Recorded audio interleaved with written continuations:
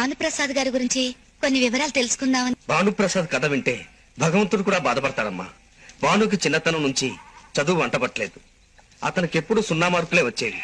ఈ విషయం తెలిస్తే తండ్రి తిడతాడని పలక మీద 0 మార్కులు చెరిపేసి 100కి 100 మార్కులు వేసుకుని తండ్రికి చూపించేవాడు. అయినా సరే వాళ్ళ నాన్న తిట్టేవాడు.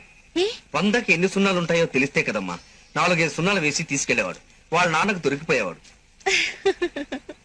ఇలా తనకు తెలియకుండా చేసిన 2-3 తప్పుల వల్ల భానుప్రసాద్ అల్లరోడని ఆకతాయని ముద్ర పడిపోయింది. అతను పనికొచ్చే పని చేసిన పనికిమాల పనిలా కనపడేది వాళ్ళ నాన్నకి. నా కొడుకేమో అమెరికాకు చదువు పంపిస్తే తిరుగు టపాలో వచ్చాడు. వాడిని 10వ తరగతి అయిపోతానే పంపించిన విషయం వాస్తవమే. 4 రోజులకే వెనక్కి వచ్చాడు. నేను ఇంకా నాకు తెలిసిన అన్ని విషయాలు నేను చెప్పను కానీ బాగుండదు. ఎన్ని సీట్లు పోటీ చేశారా మీరు? 175కు 177 పోటీ చేస్తే ఎన్ని సీట్లు గెలిచింది మీరు? అడ్డుమని 10 గెలవాల.